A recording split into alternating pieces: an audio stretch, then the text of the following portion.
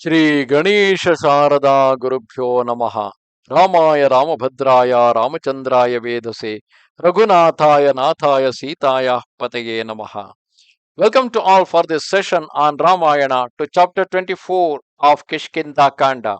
In the previous chapters, we saw Vali being dead, shot by an arrow while he was fighting with Sugriva, and then Tara, his wife, and Angada, his only son, were lamenting over his dead body while being consoled by the others. Seeing both Tara and Angada, his own kin, deep in the sorrow, Sugriva also started remorsing. Seeing Tara submerged in the fathomless ocean of grief, Wali's younger brother was filled with remorse for his tragic end and overcome with distress, his face bathed in tears. In her presence, slowly approached Rama, surrounded by his attendants. Raghava, bearing all the marks of royalty, stood apart, full of dignity and majesty, bearing his bow and arrows, which resembled serpents in his hands. Then Sugriva addressed him, saying, "In accord with your promise, O Indra among men, you did accomplish this deed, the results of which are here made manifest. In the midst of my triumph, O Prince, in the presence of the slain, my spirit is troubled. O, on account of the dead monarch, his chief queen is wailing piteously. The city is giving vent to lamentation, and Angada is plunged in affliction. All this, O Rama, robs sovereignty of any delight for me. At first, anger, resentment, and extreme vexation caused me to view the death of my brother with satisfaction. But soon, in the presence of the corpse of that king of Vanaras, a great sadness seized me. O first of the house of Ikshwaku, now it is made clear to me that it would have been better to continue live as I formerly did on the lofty summit of the Rishamoka mountain than slaying my own brother. I have no desire to destroy you. Begone were the words. If you observe here, earlier Sugriva was filled with lot of anger towards Vali and was always intended upon finishing him. But now, after Vali being dead, he started remorsing the mistake that he has done. And this naturally happens to anyone when they kill their own kin, if they have a real kind heart. I have no desire to destroy you. Begone. This is how exactly Wali uttered to Sugriva, which Sugriva is now remembering. Were the words of that magnanimous warrior addressed to me? This utterance was worthy of him, O Rama, and I, by killing him, have acted wildly. How can any, even if he be devoid of virtue, through the murder of a brother, or balance the happiness experienced on attaining a kingdom with the grief suffered by his death? Unquestioningly, he had no intention of slaying me, being too great of a soul. But in my perversity, I have robbed him of his life. In the struggle, when under the blows of the trees, I was about to succumb and cried out, he at once reassured me, saying, "Do not repeat your impudence, go hence." This is how exactly Vali, while fighting with Sugriva, tried to even protect him. This do happen between the two brothers. Generally, a elder brother will be having a lots of love towards younger brother, and the same from the younger brother towards his elder. But unfortunately, some kind of an ego clash between them lead them to fight till death. But when the death happens, the whole scenario changes. He was ever filled with brotherly affection, nobility, and justice, whereas I was full of anger, envy, and the natural characteristics of a monkey. that which should be excluded from one's thoughts, feelings, desires, and conduct is what I have harbored in murdering my brother, a crime equal to the slaying of Vishwarupa by Indra. But Indra's guilt was shared by earth, the trees, and the waters, as well as women. It's a old story in which Indra killed his own preceptor Vishwarupa, who is a Brahmana. Because of that reason, he had got a Brahmahatya dosha. But later it was shared, and because of that same Brahmahatya, Indra was devoid of the Indrahood, and he could not able to continue to be the king of the Devas. So then that guilt was shared by earth, trees, and the water and the women. So because of that reason, he could able to regain his Indrawood. Whereas who will now going to share my mistake, my errors? Who would wish to bear the weight of the sin of a deed of the trees? I am not worthy to be held in honor by the people, not to be allied to the kingdom. Still less do I merit the throne, having committed such an infamous deed that entails the destruction of one of my own race. I have perpetrated a vile and ignoble act, condemned by the whole world. An overwhelming sorrow fills me as torrential rain fills a ravine. I am crushed by the bank of the river that has been trodden down by an intoxicated elephant, whose back and tail are the murder of my blood brother, whose trunk, eyes, head, and tusks are the remorse bearing me away.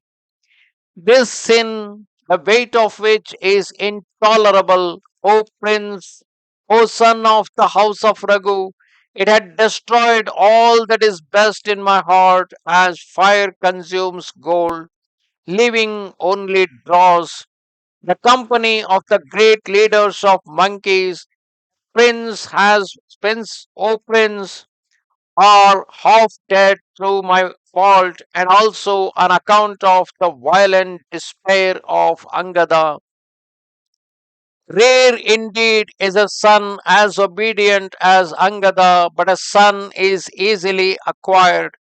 However, in the world can one akin to a blood brother be found? O hero, today if Angada, the chief of warriors, and his mother live, she, though overcome with grief, will surely care for him, for bereft of him she would die. As for me, I wish to enter the blazing fire in order to regain the affection of my brother and his son. Those leaders of the monkeys will set out in search of Sita whenever you command. O son of that Indra among men, I, the destroyer of my race, who am no longer worthy to live after committing this outrage, bid you for farewell, O Rama. Hearing the words of the wretched Sugriva, Vali's brother, that noble descendant of the house of Raghu, Rama began to weep. He, the destroyer of hostile armies, for his mind was troubled.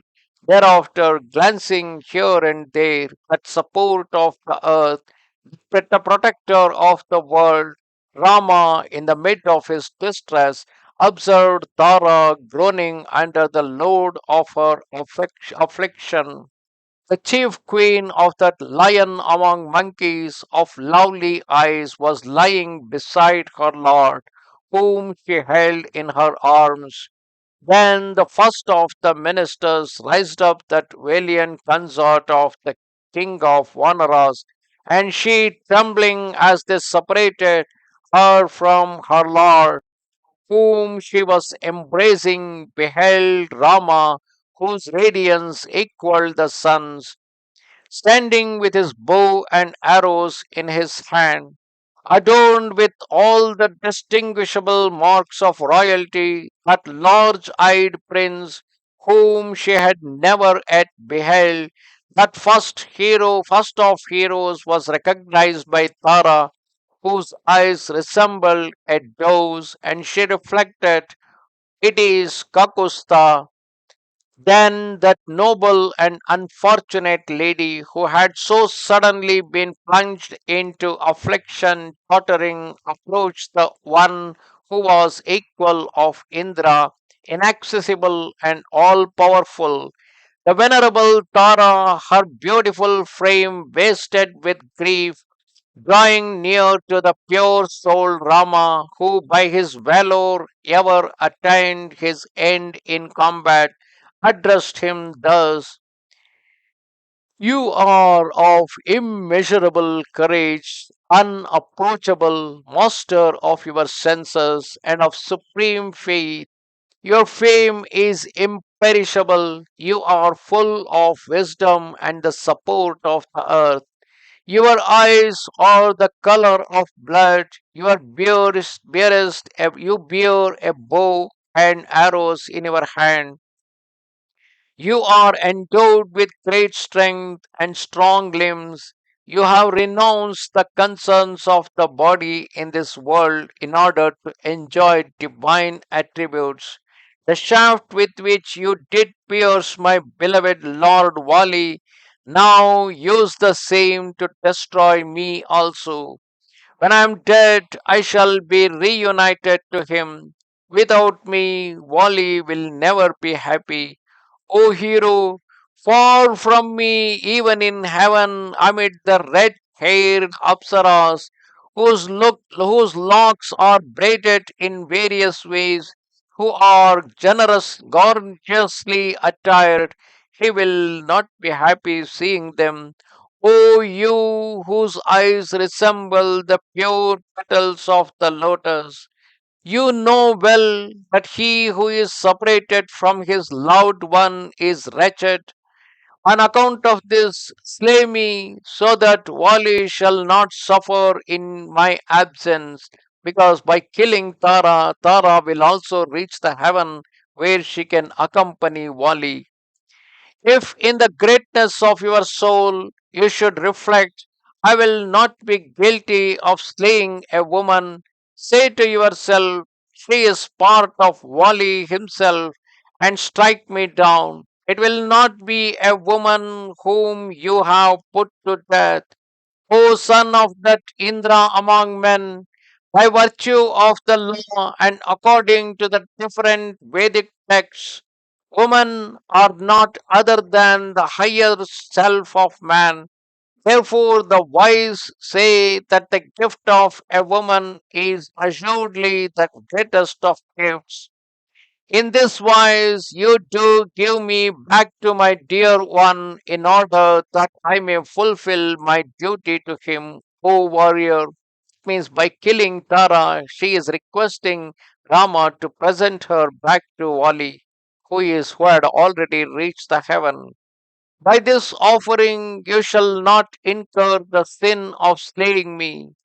Filled with sorrow, bereft of support, left desolate, though should not spare my life, the more so that far from that sagacious prince of monkeys, whose joyful gait resembled an elephant's, with his glorious golden chain, insignia of supreme majesty, I shall not live long, O prince. Thus spoke Tara, and in order to console her, the magnanimous Lord addressed her with wisdom and understanding, saying, O consort of a hero, do not grieve. The whole universe is ordered by the Creator. Similarly, it is established that the sum of good and evil is ordained by Him, nor do the three worlds, obedient to His will, transgress His fixed laws. Because of this, you will attain supreme happiness, and your son become heir apparent to the kingdom. The Lord has ordained this in the order of things. The consorts of heroes do not complain. Thus, comforted by the magnanimous and powerful victor of his enemies, the wife of the valiant Vali, the gorgeously attired Tara, ceased to lament. Thus ended chapter 24 of Kishkindha Kanda in Ramayana. Namaste Sharada Devi, Kashmira Puravasini, Twamaham Prarthaye Nityam, Vidya Danancha Dehime. Goodbye.